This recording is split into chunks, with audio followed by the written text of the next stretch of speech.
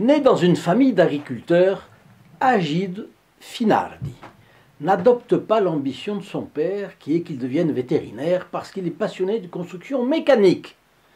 À l'âge de 20 ans, il conçoit une voiture et lance une petite entreprise, l'Industria Automobilistica Microvettura. Microvettura, c'est-à-dire voiturette, qu'il appellera Rondine. Dès 1946, il expose ses voitures à la Grande Foire de Milan.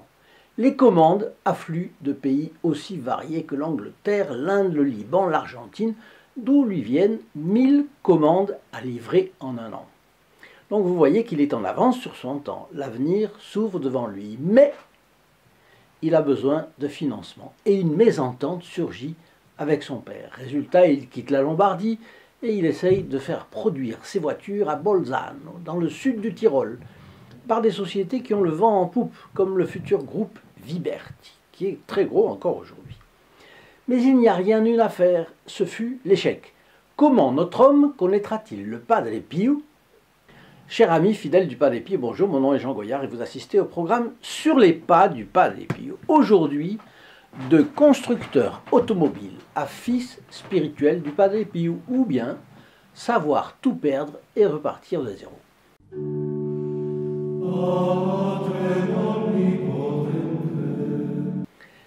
C'est important, je vous le rappelle, l'objectif de notre chaîne est d'amener la présence consolatrice du Padre Pio dans les foyers, parce que sa mission a été, et ça continue, d'arracher les âmes aux griffes du diable.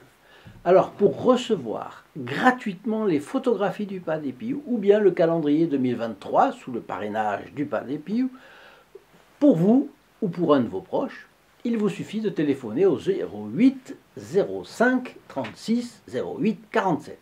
Appel gratuit depuis la France métropolitaine, coût d'un appel local depuis les Dom-Tom et depuis le Canada, composé le 1 844 398 88 67.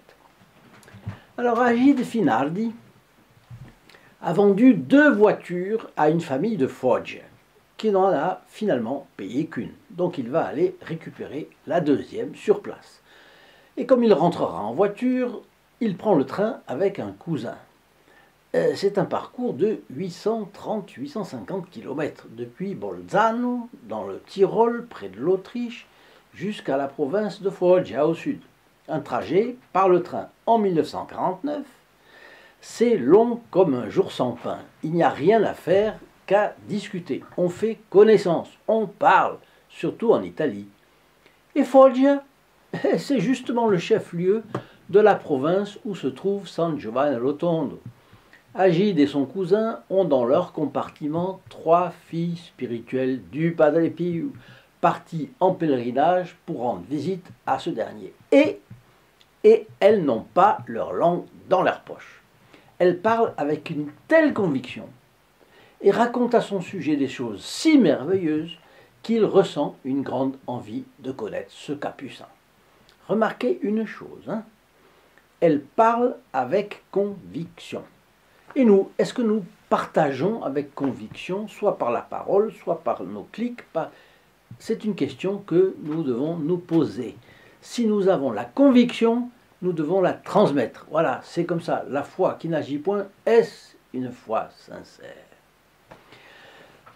Alors ses parents étaient tous les deux malades de cancer. Et lui était marié depuis 4 ans, il n'arrivait pas à avoir d'enfant. Et en plus, il avait eu un accident de voiture et avait quasiment perdu la vision de l'œil gauche. Ces malheurs font qu'il pense que si ce capucin pouvait prier à ses intentions, il s'en trouverait peut-être bien mieux. Alors tout le monde descend de train à Foggia, les 3 dames pour continuer vers San Giovanni Rotondo et les 2 cousins pour récupérer la voiture. Notre ami Fina dit à son cousin: si nous arrivons à liquider rapidement notre corvée de récupération, eh bien, on montera à San Giovanni Rotondo. Bon, alors je lui laisse la parole. Il a écrit son journal. Après avoir réglé notre problème avec le créancier indélicat de Foggia, mon cousin et moi sommes allés à San Giovanni Rotondo. Arrivés devant le couvent des Capucins, nous avons retrouvé nos 3 voisines de compartiment qui nous ont surpris en disant qu'elles avaient déjà réservé une chambre pour nous à l'hôtel. Vous voyez, elles comptaient déjà tellement sur la grâce qu'elles avaient réservé la chambre d'hôtel. Elles avaient la foi, hein, faut le dire. Et c'est pour ça que leur conversation a intéressé notre ami. Tôt le lendemain matin, nous étions dans l'ancien sanctuaire pour assister à la messe du Padre Pio. Puis, je me suis confessé avec lui. Avant que je n'ouvre la bouche, il me dit « Eh l'ami, n'êtes-vous pas dans la grâce de Dieu, puisque vous vous êtes confessé hier matin ?» Et c'était vrai. Je m'étais confessé à Foggia. Comment peut-il le savoir, me suis-je demandé, stupéfait. Et je me suis aussitôt justifié auprès du Padre Pio. Père, je voudrais faire une confession générale. Alors je me suis confessé, puis je lui ai parlé de mes parents et de mon chagrin de ne pas pouvoir avoir d'enfant. Le Padre Pio m'a traité avec gentillesse. Il m'a écouté et à la fin il m'a dit « On ne peut pas aller contre la volonté du Seigneur. Votre mère vivra encore quelques mois, votre père quelques années. Et vous aurez un fils que vous appellerez Pio, et vous recommencerez tout votre travail à zéro. » Je me suis levé pour partir, mais le Padre Pio a ajouté « Vous n'avez pas oublié de me donner quelque chose ? Oh, et c'était vrai, avant ma confession, j'avais préparé une offrande et j'étais en train d'oublier l'enveloppe dans ma poche. » Donc le Padre Pio lui a donné 2 preuves de sa lecture dans la vie des âmes. Il savait qu'il s'était confessé la veille, ce qu'on ne doit pas faire sauf raison importante. Une confession ordinaire n'aurait pas eu lieu d'être.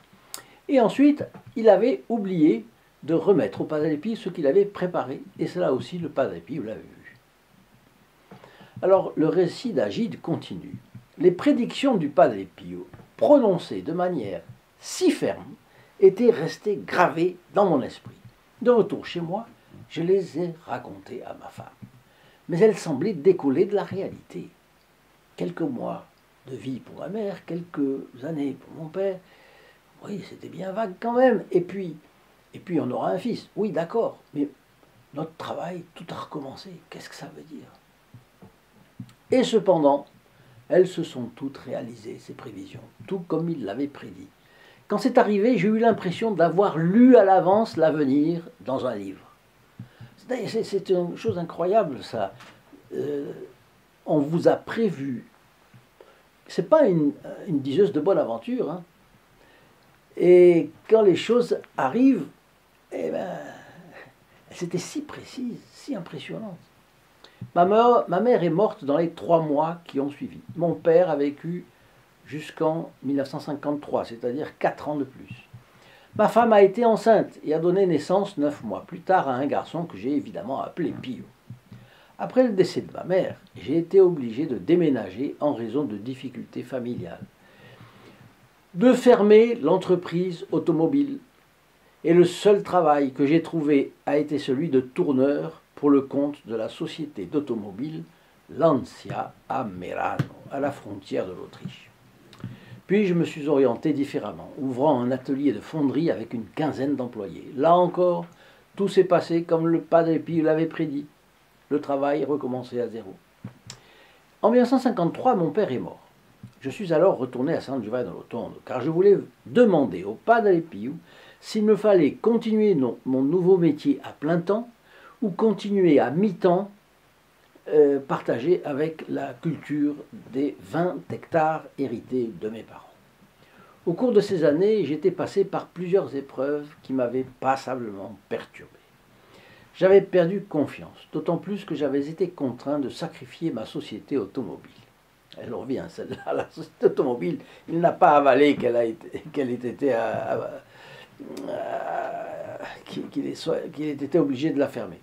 Le fait que le Padre Pio ait tout prédit m'avait beaucoup impressionné. Je sentais que ce religieux était un être mystérieux. Il me remplissait de curiosité, il m'attirait, mais il m'effrayait aussi. Alors, je m'interromps un instant. Je ne sais pas si vous y avez pensé. Rencontrer quelqu'un dont vous connaissez la réputation de sainteté et qui prévoit votre avenir de façon aussi détaillée que ce qu'a entendu Agide Finardi. Eh bien ça, quelque chose d'effrayant. Quelque chose de cet homme, le Padre Pio, appartient à l'au-delà. Son âme côtoie le surnaturel. Il a une intimité avec notre Seigneur Jésus-Christ, avec Notre-Dame, qui sont hors du commun. Il lit dans l'avenir quand même, il lit dans le passé. Si vous aviez rencontré le Padre Pio, vous auriez ressenti certainement les deux mouvements à la fois, l'attirance à cause de ses dons, et puis la crainte aussi, ne serait-ce qu'en raison de l'appel constant à l'amour, à la vertu, à la souffrance aussi. Bon, cela effraie, cela effraie. Vous allez voir maintenant le choc qu'Agide Finardi a reçu lors de son second contact avec le Padre Pio. Un choc phénoménal. Et pourtant, il savait qui était ce capucin hors norme, n'est-ce pas? Alors, je vous annonce juste une petite chose. Qui sont les membres du groupe des protégés du Padre Pio? Ce sont des fidèles de notre chaîne qui rendent possible la production de ces vidéos. Pour mieux les connaître, je vous invite à cliquer sur le lien affiché sous la vidéo www.st-padre-pio.fr et à vous laisser guider. Vous y verrez l'apostolat qu'ils réalisent et tous les bénéfices spirituels qu'ils reçoivent. À cette époque, reprend notre bonhomme Agide Finardi, je n'avais pas beaucoup la foi. Malgré les contacts avec le Padre Pio, vous voyez ça, enfin malgré un contact, mais à fond quand même. Comme il y avait eu des changements radicaux dans ma vie et que tout semblait aller de travers, je suis revenu le voir pour lui demander donc conseil. Quand je suis arrivé, je me suis inscrit pour la confession. Mais j'ai dû attendre 3 jours. Impatient, j'ai essayé de devancer celui qui était devant moi sur la liste d'attente. Et j'ai réussi.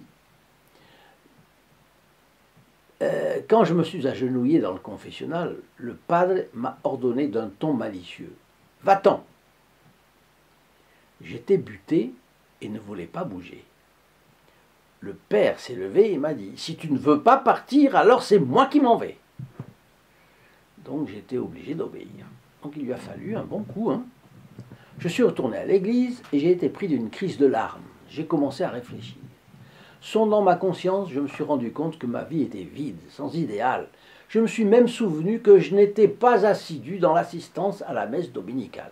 C'est quand même incroyable. Bref, je me passe de commentaires. Je suis resté dans cet état pendant 3 jours. Pardon. Le 3e jour, je devais absolument repartir pour Bolzano. Je me suis confessé à un autre capucin, mais je suis allé attendre le Padre Pio dans l'escalier qui descendait à la sacristie. Quand je l'ai vu, je lui ai dit que je devais absolument partir, mais que je ne le ferais que s'il me donnait l'absolution et pardonnait ma façon d'agir. Il m'a regardé avec beaucoup de tendresse, et d'une voix douce, il m'a dit « Tu t'es confessé à un autre père ?»« Oui. »« T'a-t-il donné l'absolution ?»« Oui. »« Alors je te la donne aussi. »« Mais comporte-toi bien désormais. » Après une pause, il a ajouté « Il est plus facile pour le monde de se passer de soleil que pour le chrétien de se passer de messe. » Et le poing serré, il m'a frappé si fort au visage que j'en ai perdu l'équilibre et je me suis cogné contre le mur. Ces humiliations et cette fermeté m'ont été si salutaires que je n'ai plus jamais manqué la messe du dimanche. Et chaque fois que je le pouvais, j'allais aussi à la messe en semaine. Mon âme en a été réveillée, j'ai compris l'importance des choses de l'esprit, j'ai changé de vie. Il est plus facile pour le monde de se passer de soleil que pour le chrétien de se passer de messe. Eh bien, quand vous partagez une vidéo, non seulement vous entrez dans les intentions de la messe du vendredi à midi, mais les personnes qui la reçoivent par ce moyen entrent aussi dans les intentions de cette messe. Donc vous voyez comme vous avez un énorme intérêt de partager ces vidéos, parce que vous en profitez, vous profitez des mérites de la messe du vendredi à midi, et les personnes auxquelles vous partagez en profitent aussi. Alors je suis retourné souvent à San Giovanni Rotondi, Agide Finardi, où je restais parfois 3 ou 4 semaines d'affilée. J'avais enfin appris à être attentif à tout ce qui se passait autour de moi. Vivre aux côtés du Padre Pio signifiait vivre dans un univers qui échappait aux règles normales du monde. La connaissance du Padre Pio ne se limitait pas en effet aux barrières de l'espace et du temps. Alors il faut que je vous donne quand même l'épilogue de cette histoire. 6 ans plus tard, le Padre Pio a fait appel à Agide Finaldi. Un nouveau sanctuaire plus vaste était en construction à San Giovanni Rotondo et nécessitait de nombreux travaux en métal. Des candélabres, des balustres, balustrades, rampes d'escalier, lustres, tabernacles, fenêtres et même les grandes portes d'entrée du sanctuaire Notre-Dame des Grâces. L'inventivité d'Agide lui avait permis une fois de plus de tout recommencer à zéro puisqu'il est devenu l'auteur de toutes ces œuvres en fer et en bronze qu'on voit à San Giovanni Rotondo. Et il a fini par se consacrer, à la fin de sa vie donc, à la création d'œuvres d'art sacré et en particulier les statues du bon Capucin. Restez en ligne un instant parce que je vais vous raconter la plus grande leçon que le Padre Pio ait donnée à Agide Finaldi. Et c'est tiré du petit journal de ce dernier. Mais auparavant, laissez-moi juste vous dire que si vous avez aimé cette vidéo, je vous donne rendez-vous sur le site www.st-padre-pio.fr pour suivre nos actions et connaître le groupe des protégés du Padre Pio. Et puis enregistrez votre j'aime en cliquant sur le bouton approprié. Laissez-moi aussi vos commentaires.